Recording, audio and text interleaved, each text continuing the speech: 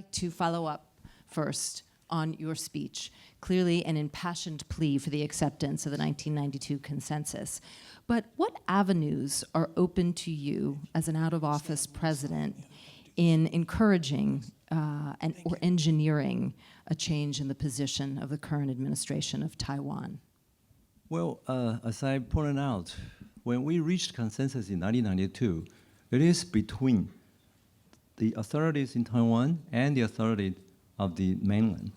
And we actually took the initiative to propose that, and the mainland accept that fully and very sincerely. So I think this is a very important political de facto contract. No one should unilaterally change it or abrogate it. But unfortunately, people in Taiwan believe that this is no longer necessary. Well, this is really a pity, because if we could continue that, the continued sort of prosperity and peace could be maintained. Can you give us some insight into what the Taiwanese people feel? Is there a consensus among the population, rather than the administration, on this issue? Yes. 2 years ago, when I finished the Ma Xi meeting, which is called Maxim, M-A-X-I-M, Ma Xi meeting. When I finished that on November the 7th, the Mainland Affairs Council, the agency in charge of Taiwan's relations with the mainland, conducted an opinion poll. The question is, if one China respect interpretation, that is 92 consensus, one China means the Republic of China, would you support the 92 consensus? The support approval rate is 61%. So I always said 92% is not only a consent between the Taiwan authorities, the mainland authorities, but also it's also a Taiwan's consensus. That is in our best interest in our dealings with mainland China. And to your knowledge, those sentiments remain current? Those sentiments remain current today? I think so, because if they are given the right information, comparing what happened in the last year and a half and what happened during my administration, people will understand how important the 92 consensus is. I asked earlier, and I wonder if you could expand on that a little bit more, what role you can and will play in engineering change? What levers of power, diplomatic or otherwise, and are there people or nations who can assist you? Well, ever since I stepped down as president, I try to be as silent as possible. Well, this is just a political ethics. You're a president, also did that. And now I'm no longer the president. I can't force anyone to do anything. I can't even ask my wife to do anything. But what I can do is I could share my experiences. Either it's successful or it's not successful. And people, including the current administration, could use that as a reference. That's probably all I can do. Or come into a university like USC to give a speech. Thank you. We could offer you this opportunity to encourage your wife to do some things if you want to give us. I'd like to get your assessment of the current state or future state of relations between the US and China as our own president heads overseas. You engineered a very successful relationship with mainland China based on stability and predictability. We have a US president who believes in the utility of unpredictability and the effectiveness of that. And I'm curious as to your take as to how that will play out in the relationship between these two world leaders. Well, we probably don't have a president like that in my country. First of all, I think what the current president wants to do, trying to be nice, to be non-provocative, and hoping that mainland China will change their mind. But what I understand about mainland China is that they care very, very much about the one China principle. That is why in 1992, when we started the family reunion visits and other interchange between the two sides, mainland China said, why don't we talk about what one China means? And the then President Li Denghui, actually personally convened a National Unification Council meeting and came out with a resolution on what one China means.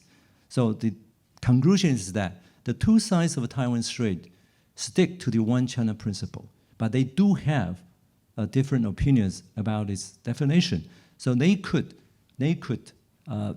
say their differences through a oral statement. And what the mainland China's reaction in 2008 was quite representative. The then General Secretary Hu Jintao, in his phone call to President Bush, says China consistently wants to restore consultations and talks with Taiwan on the basis of the 92 consensus, which the two sides sees there's only one China, but they have different definitions. I haven't seen anyone else like him who can so succinctly define the 92 consensus. The meaning is that we support one China principle for sure, but we need some flexibility so that other countries can deal with us. For instance, I'm sure you know now most countries in the world now have diplomatic relations with mainland China, only 20 with Taiwan. But in their relations, mainland China's relations, normally they will have a sort of a joint communique when they establish a relationship. Out of this joint communique or later statement, roughly 141 countries on the one hand support the one China principle, but when it comes to mainland China's sovereignty over Taiwan, they sometimes have reservations or exceptions. For instance, in the case of the United States says, well, we recognize that the PRC is the legitimate government and representative of China. And it also says, and Taiwan is an inalienable part of the PRC. But the US says yes to the first. But for the second, the US said, we acknowledge that. What do you mean by acknowledge? Is that recognition? Not quite. So they has preserved some flexibility. What happened to Japan is, Japan says, well, for your claim to Taiwan, we understand and respect. What does that mean? And in China and Canada, in 1970, when they accepted relations with the mainland, Canada's reaction to the Taiwan problem is, we take note of that. What does that mean? So actually, if you look at all this document, you can see that different degrees of acceptance, acknowledgement, all that, for only one reason. Taiwan has a lot of legitimacy to continue this existence. They want to deal with us. We made some contributions to the world. So I think it's very important for leaders of the mainland to understand if being realistic is to let Taiwan survive and trying to let people in Taiwan understand what is the benefit of having reunification. I mean, Taiwan is already a democratic society. You can say, you can talk about everything over there. And gradually, through that process, maybe the two sides can work out a solution which is acceptable to both. President Ma, I notice you deftly avoided the question of how the unfolding diplomatic relations between the president of China and the president of the U.S. Might evolve given the competing personality traits of predictability and stability and unpredictability. But I'm going to let that go. No. In part because I see President Nikias in the front row looking at me. Moving on. Well, I leave my answer in my second part. That's true. Actually, I think the U.S. certainly have changed their attitude in February when President Trump says he will continue the one China policy.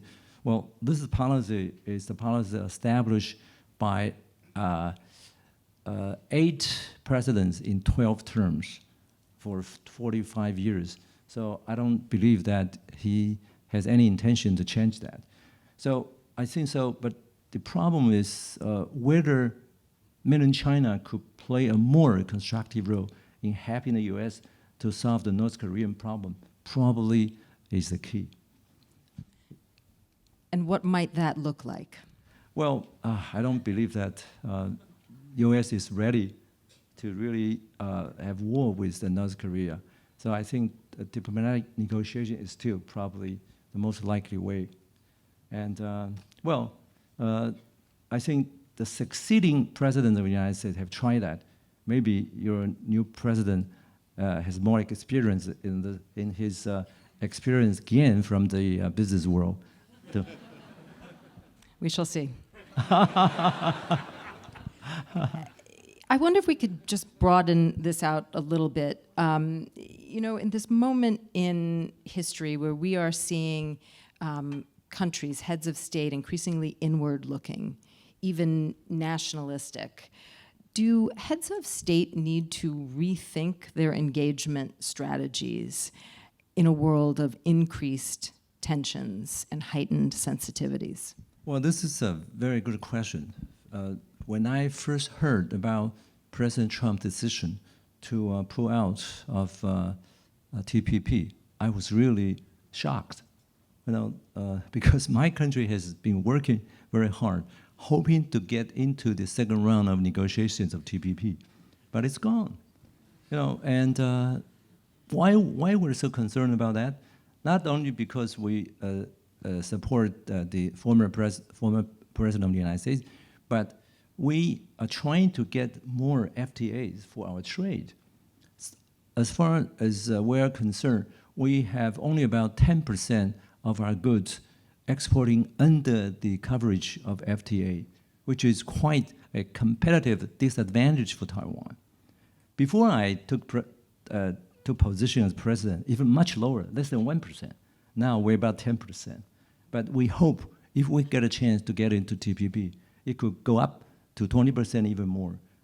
By then, we'll be able to compete with our competitors, like South Korea, Singapore, and other countries. But at the moment, we're really at a very disadvantageous situation. That is why we're concerned. I'm going to ask you one final question and change direction entirely. As somebody who pursued education outside of your homeland and who spoke so eloquently of the power of friendship and young friendship at encouraging and supporting inter-country relationships, what do you think, and as we look out at this sea of beautiful student faces, what for you is the value of pursuing education outside of your home country? Obviously, the simple answer is just to learn from each other. Well, that reminds me of a very important decision the United States made in the years just after the beginning of the 20th century. I'm sure you all know about the Boxers' Rebellion, 义和团之乱. And quite a few countries get a war indemnity from China. The United States get about 7%. Altogether is $25 million. 美国得到7%的跟着赔款，大概占在2500万美元。But actually, that is a little bit too much as far as the war indemnity is concerned. So one of the very capable diplomats from the Qing China, named Liang Chong, managed to find out that actually this is way beyond the actual expenditure. So he approached the Congress and President Roosevelt. And President Roosevelt eventually was convinced by him. So he would be happy to return the bulk of the indemnity to China. And followed by him was President Coolidge. So the two presidents altogether returned to China roughly $25 million US.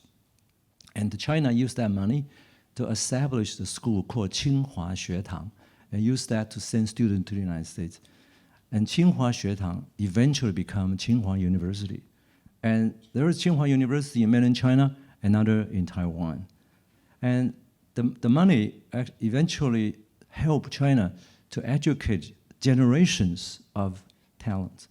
So at the time, the universities in the U.S. were not the best in the world yet. The best are in London or Berlin.